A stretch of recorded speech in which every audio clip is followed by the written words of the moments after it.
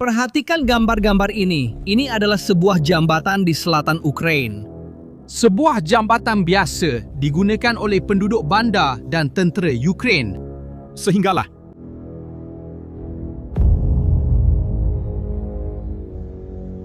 kamu nampak titik itu jatuh dari langit?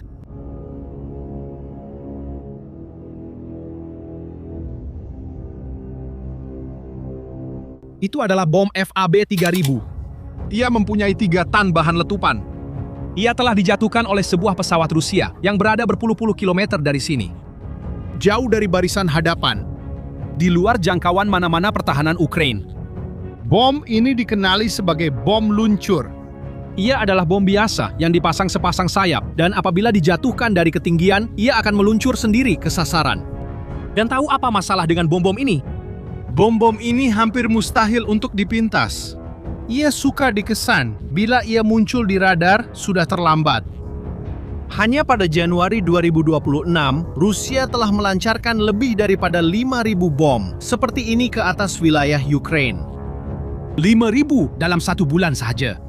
Jambatan, gudang, pos arahan, seluruh bangunan. Ukraina hanya mampu menahan hentaman itu. Kerana mereka tiada cara untuk membalas. Mereka tidak mempunyai senjata yang sesuai. Sehinggalah minggu ini. Kerana minggu ini, Ukraina mendedahkan sesuatu yang mengubah percaturan ini sepenuhnya. Untuk memahami betapa besarnya apa yang baru sahaja dicipta oleh Ukraina, anda perlu faham dahulu betapa besarnya masalah yang mereka hadapi selama bertahun-tahun. Bom yang memusnahkan jambatan itu dipanggil FAB 3000. Tetapi apa yang tidak ramai orang tahu ialah FAB tidak direka pada era moden. Ia adalah bom Soviet, dicipta pada tahun 1954. Ia berusia lebih daripada 70 tahun. Ia pada dasarnya adalah peninggalan Perang Dingin. Dan Rusia mengambil bom lama ini, memasang sepasang sayap boleh lipat dan sistem panduan satelit, lalu mengubahnya menjadi senjata berketepatan tinggi. Ini dipanggil kit UMPK. Ia mudah, murah dan berfungsi dengan cara yang tidak dijangka oleh sesiapa pun. Fikirkan betul-betul, FAB 500, salah satu versi yang lebih kecil, berharga sebahagian kecil daripada harga peluru berpandu moden. Tetapi ia membawa beratus-ratus kilogram bahan letupan. Dan dengan sayap, pesawat Rusia boleh melepaskannya dari jarak 40 hingga 100 km jauhnya. Di luar jangkauan pertahanan udara Ukraina. Pesawat itu tidak pernah mendekati barisan hadapan. Ia menjatuhkan bom, berpusing dan kembali ke pangkalan. Bom itu bergerak sendiri menuju sasaran. Tapi ada satu perkara tentang bom-bom ini yang Rusia lebih suka tidak dedahkan. Sistem ini tidaklah setepat yang disangka. Kit UMPK sering gagal dengan kekerapan yang mengejutkan. Dan apabila ia gagal, bom-bom itu jatuh di mana-mana sahaja, termasuk di wilayah Rusia sendiri. Pada tahun 2024, Rusia secara tidak sengaja telah menjatuhkan sekurang-kurangnya 165 bom seperti itu di dalam sempadan mereka sendiri. Pada tahun 2025, terdapat lagi 143 bom. Pada tahun 2026, tahun itu baru sahaja bermula dan sudah ada lebih daripada 20 kejadian direkodkan. Bom seberat 1 tan jatuh di ladang, di halaman rumah, di pinggir bandar Rusia. Sebuah saluran Rusia yang berkaitan dengan tentera udara telah mengesahkan bahawa bom sering jatuh di dalam bandar Belgorod itu sendiri. Rusia sedang menggunakan senjata yang mereka sendiri tidak dapat kawal sepenuhnya. Fikirkanlah, Rusia sedang menjatuhkan bom ke atas rakyat mereka sendiri. Dan mereka memanggilnya sebagai operasi ketenteraan khas. Tetapi itu tidak menghalang kempen tersebut daripada membawa kemusnahan besar kepada Ukraina. Hanya pada tahun 2025, perisikan Ukraina menganggarkan bahawa Rusia telah menghasilkan 120.000 bom seperti itu. 120.000. Dalam pertempuran di Pokrovsk di timur negara itu, pasukan Rusia pernah melepaskan 450 bom dalam seminggu di satu sektor barisan hadapan sahaja. Memusnahkan kedudukan yang mengambil masa berbulan-bulan untuk dibina oleh Ukraina.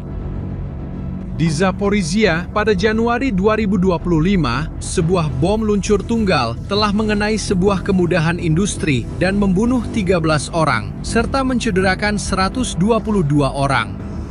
Ia merupakan serangan paling maut terhadap orang awam Ukraina dalam hampir 2 tahun. Di Kramatorsk, 3 bom FAB-250 telah membunuh 5 orang awam dan mencederakan 12 orang dalam 1 hari sahaja. Di Kharkiv, bandar kedua terbesar di Ukraina, serangan menjadi begitu kerap sehingga ia telah menjadi sebahagian daripada kehidupan harian penduduk. Dan di sini ada satu perkara yang sepatutnya mengganggu jauh lebih ramai orang daripada yang benar-benar terganggu sekarang. Apabila pasukan Ukraina menganalisis serpihan bom-bom ini, mereka menemui komponen yang dihasilkan oleh syarikat-syarikat barat. Chip daripada Texas Instruments, komponen daripada Intel, dan bahagian daripada sebuah syarikat Ireland yang dipanggil Tauglas. Teknologi barat di dalam senjata Rusia digunakan untuk membunuh rakyat Ukraina. Seperti yang anda boleh lihat, sistem sekatan antarabangsa penuh dengan kelompongan. Dan kelompongan ini mempunyai kos kemanusiaan yang sangat nyata. Contohnya, orang awam di Zaporizhia yang terpaksa menanggung akibatnya. Ini bukan ketidakcekapan, ini adalah satu pilihan. Dan pilihan seperti ini mempunyai akibat yang nyata bagi mereka yang menjadi mangsa bom itu. Tetapi Ukraina tidak berdiam diri, menunggu dunia menyelesaikan masalah itu. Sementara bom-bom Rusia jatuh, sekumpulan jurutera Ukraina bekerja dalam diam Di suatu tempat dalam negara itu selama 17 bulan. Dan apa yang mereka cipta? Tiada siapa di Rusia menjangka akan menemui di seberang sana. Minggu lepas, Kementerian Pertahanan Ukraina dan program inovasi Brave One telah membuat satu pengumuman yang mengejutkan para penganalisis ketenteraan. Ukraina telah mencipta bom luncur mereka sendiri. Dari awal, tanpa meniru sesiapapun, bukan Soviet, bukan Barat. Namanya ialah Viruvnyuvach yang bermaksud penyamarata atau perata. Nama itu bukan kebetulan. Ia menyatakan dengan tepat untuk apa bom itu dicipta. Viruvnyuvach telah dibangunkan oleh syarikat Ukraina DG Industry. Di dalam program Brave One, ia membawa muatan letupan seberat 250 kg dan mampu mengenai sasaran pada jarak berpuluh-puluh kilometer. Ia dilancarkan dari Su-24, pesawat pejuang yang sudah digunakan oleh Ukraina dan sedang dalam proses pensijilan untuk F-16 dan Mirage 2000. Yang negara itu terima dari Barat. Para juru terbang sudah pun menjalani latihan dalam senario pertempuran. Kosnya kira-kira 3 kali lebih rendah berbanding JDAMER Amerika. Itulah bom gelongsor yang dibekalkan oleh Amerika Syarikat kepada Ukraina. Dan berbeza dengan FAB Rusia yang merupakan bom berusia 70 tahun dengan sayap yang dilekatkan. Viruvnyuvach direka dari awal untuk perang ini dengan sistem panduan berketepatan tinggi dan algoritma moden yang dibangunkan untuk menahan gangguan elektronik Rusia. Ia hanya memerlukan kurang daripada 30 minit persediaan sebelum pelancaran. Dan ia cukup praktikal untuk digunakan dalam rentak tempur yang sengit. Bagi Rusia ini bermakna depot peluru mereka, pangkalan udara mereka, dan pos komando mereka jauh di dalam wilayah mereka. Tempat-tempat yang sebelum ini rasa selamat, kini telah menjadi sasaran berpotensi. Tetapi butiran yang mengubah segalanya tidak terdapat dalam spesifikasi teknikal. Ia 100% buatan Ukraina. Tiada komponen yang memerlukan kelulusan politik asing, tiada sekatan penggunaan, tiada had yang dikenakan oleh rakan kongsi. Ukraina guna bila-bila masa yang dia mahu, di mana sahaja yang dia mahu, dan terhadap apa sahaja yang dia mahu, tanpa perlu menelefon ke Amerika Syarikat atau ke Perancis untuk meminta kebenaran. Inilah yang berlaku apabila sebuah negara berhenti meminta dan mula membina. Untuk mereka yang mengikuti perang ini sejak awal, tahu betapa beratnya perkara ini. Dan selama bertahun-tahun, inilah salah satu kekecewaan terbesar bagi mereka yang mengikuti konflik ini. Setiap peluru berpandu Storm Shadow, setiap ATACMS Amerika, setiap JDAMER datang dengan senarai syarat. Anda hanya boleh guna di sini. Tak boleh guna di sana. Perlu dapatkan kebenaran terlebih dahulu. Ukraina sentiasa bergantung pada niat baik rakan-rakannya untuk memutuskan bila dan dengan apa boleh menyerang. Selama bertahun-tahun, Ukraina terpaksa meminta kebenaran untuk mempertahankan diri. Meminta kebenaran untuk mempertahankan diri daripada negara yang menceroboh rumah mereka. Kebergantungan ini mempunyai kos strategik yang sangat besar. Dan semua orang yang mengikuti perang itu melihat perkara ini berlaku secara langsung. Viruvnyuvach mematahkan pola ini. Dan ia tidak muncul begitu sahaja. Ia adalah hasil daripada keseluruhan sistem yang Ukraine bina semasa perang. Brave One telah dicipta pada April 2023 di tengah-tengah konflik sebagai sebuah platform yang menghubungkan jurutera, syarikat pertahanan, tentera dan pelabur untuk membangunkan teknologi dalam masa yang sangat singkat. Sementara di Amerika Syarikat atau Eropah, satu projek ketenteraan boleh mengambil masa bertahun-tahun untuk direalisasikan. Di Ukraine, kitaran daripada prototipe ke medan perang boleh mengambil masa beberapa minggu sahaja. Hari ini, Brave One menghimpunkan beribu-ribu produk dan ratusan pengeluar. Antaranya, berpuluh-puluh syarikat sedang membangunkan sistem peluru berpandu. Angka-angka yang muncul selepas itu memang mengagumkan. Industri pertahanan Ukraine telah berkembang 50 kali ganda sejak permulaan perang. Pada tahun 2022, ia dianggarkan bernilai sekitar $1 bilion setahun. Pada tahun 2026, diunjurkan sebanyak 50 bilion. Dan sekarang, buat pertama kalinya, Ukraine mula mengekspor.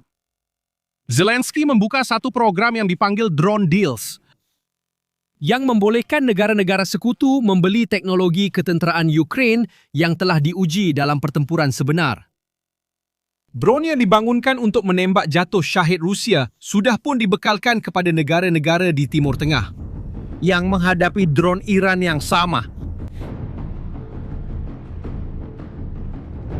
Dan Amerika Syarikat sendiri sedang memerhati teknologi panduan kecerdasan buatan Ukraine dan navigasi tanpa GPS yang dibangunkan di barisan hadapan di bawah tekanan sebenar terhadap pihak lawan yang cuba menghalangnya. setiap hari. Negara yang dahulunya menerima bantuan seperti menerima derma, kini mula mengajar dunia. Dan semua ini berlaku pada saat Ukraine sedang meningkatkan serangannya ke wilayah Rusia dengan cara yang tidak pernah berlaku sebelum ini. Dalam tahun-tahun sebelumnya perang ini, Zelensky tidak memanggil serangan-serangan ini sebagai tindakan balas. Dia menyebutnya sebagai sekatan jarak jauh.